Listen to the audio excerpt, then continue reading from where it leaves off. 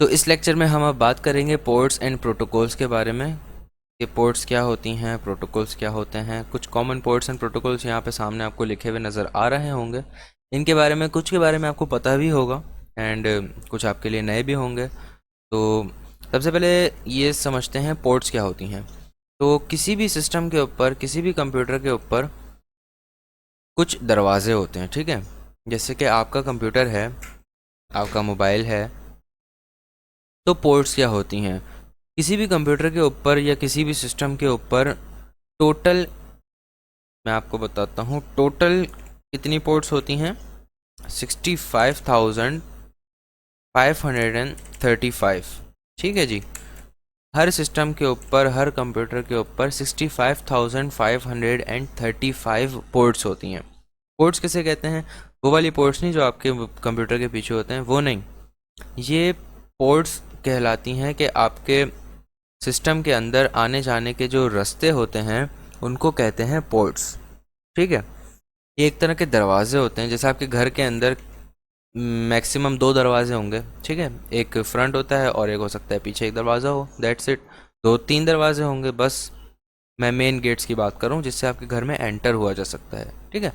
और खिड़कियां वगैरह सब मिला लें तो टोटल कितने 15-20 एंट्रेंस के जगह बन जाती हैं। इसी तरीके से कंप्यूटर के ऊपर भी टोटल 65,535 पोर्ट्स होती हैं। अब हर पोर्ट को हम यूज़ कर सकते हैं।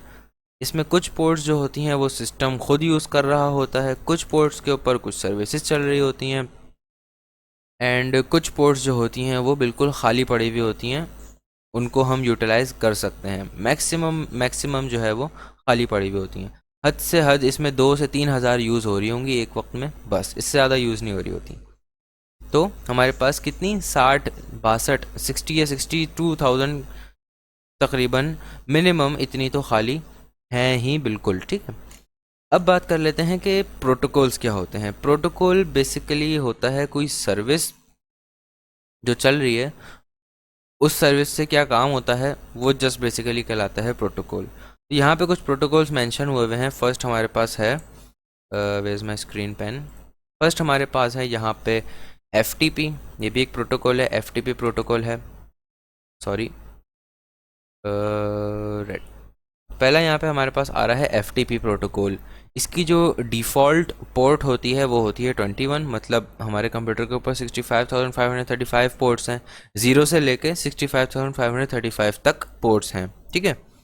0, 1, 2, 3, 4, 5, 6,000, 10,000, 20,000, 30,000, इसी तरह 65,535 पोर्ट्स हैं। उसके अंदर जो पोर्ट नंबर 21 है वो है FTP के पास, जिस जो होता है फाइल ट्रांसफ़र प्रोटोकॉल। ये एक प्रोटोकॉल होता है, फाइल ट्रांसफ़र प्रोटोकॉल। तो अगर ये आप अपने सिस्टम में रन करोगे तभी ये रन होगा पोर्ट 21 के ऊपर। ऑटोमेटिकली आप इस पोर्ट को चेंज भी कर सकते हो, लेकिन अभी बस आपने ये समझना है कि ये प्रोटोकॉल या ये सर्विस इस पोर्ट पे चल रही होती है, जो इसकी डिफ़ॉल्ट पोर्ट्स होती हैं। डिफ़ॉल्ट कैसे कहते हैं? जब भी आप अपने कंप्यूटर में MySQL चलाओगे, मैं जस्ट एग्जांपल के तौर पे बता रहा हूँ, जब भी आप अपने कंप्यूटर में MySQL चलाओगे उसकी डिफ़ॉल्ट पोर्ट जो उसमें प्री कन्फिगर्ड आई हुई है वो होगी 3306। यहाँ पे मेंशन हुई है 3306। मैं आपको अभी इसके बारे में थोड़ा डिटेल में भी बताऊँगा। अब नंबर सेकंड पे आता है हमारे पास SSH। SSH क्या होता है? Secure shell. जैसे कि मैंने आपको पहले भी बताया था शेल ऑपरेटर्स में कि शेल क्या होता है, हमारा वो जो टर्मिनल होता है उसको हम शेल भी कहते हैं।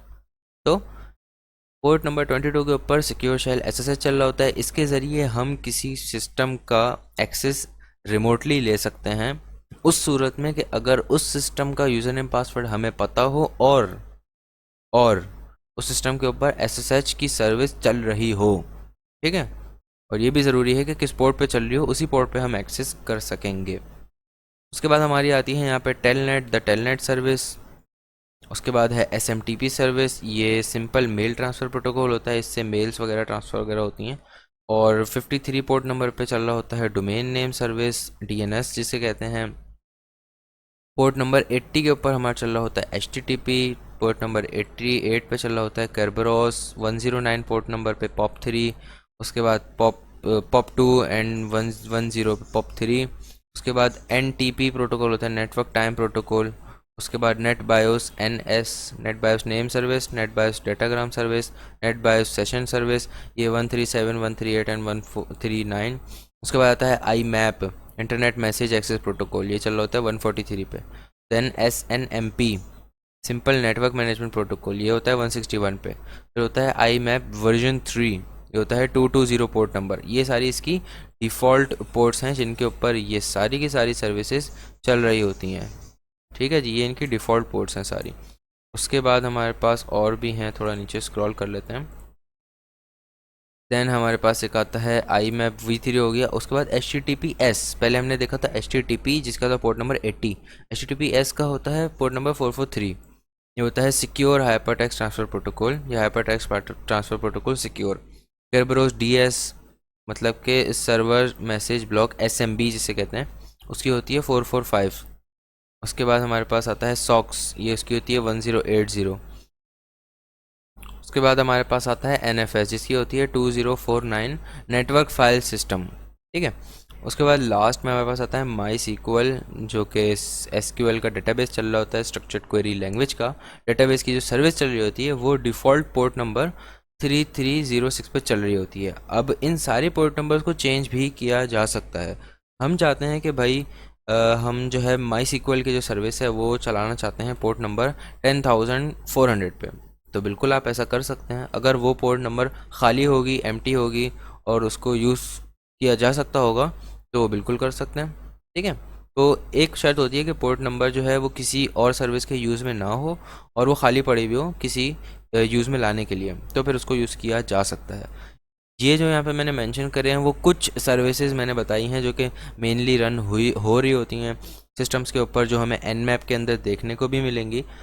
तो इसके अलावा और बहुत सारी हज़ारों सर्विसेज होती हैं जो कि डिफरेंट पोर्ट्स के ऊपर चल रही होती हैं। अब अगर हमें जब भी वेबसाइट की टेस्टिंग करते हुए उसकी स्कैनिंग के अंदर Nmap में अगर कोई सर्विस मिलती भी है तो हम उसके बारे में नेट पे जाके रिसर्चिंग करते हैं, उसका वर्जन नंबर देखते हैं और फिर देखते हैं कि ये कितनी सिक्योर है, और देन फिर उसकी ख़ास वल्नरेबिलिटीज़ के बारे में आगे अपनी रिसर्चिंग के ज़रिए प्रोसीड करते हैं। उसके बाद यहाँ पे एक जो है वेबसाइट भी दी हुई है, मैं इसको रिसोर्सेज वाले उसमें डाल दूंगा। What we really mean by ports protocol services in the computer networks. तो कंप्यूटर नेटवर्क्स में पोर्ट प्रोटोकॉल सर्विसेज क्या होती हैं वो सारा यहाँ पे इसने डिफ़ाइन किया हुआ है। वेल नोन पोर्ट्स कुछ होती हैं, कुछ होती हैं रजिस्टर्ड पोर्ट्स, कुछ होती हैं डायनेमिक एंड प्राइवेट पोर्ट्स। ठीक है, ये तस्वीर भी यहीं से मैंने ली है। और TCP एंड UDP क्या होता है यहाँ पे ये मेंशन किया हुआ है, इसके बारे में हम आगे भी बात करेंगे। ठीक है। और ये सारा इसने यहाँ पे डिफ़ाइन किया हुआ है डिटेल के अंदर, तो आप अगर चाहें तो उसको पढ़ सकते हैं। तो दैट्स इट। अब चलते हैं हम Nmap वाले अपने सेक्शन की तरफ।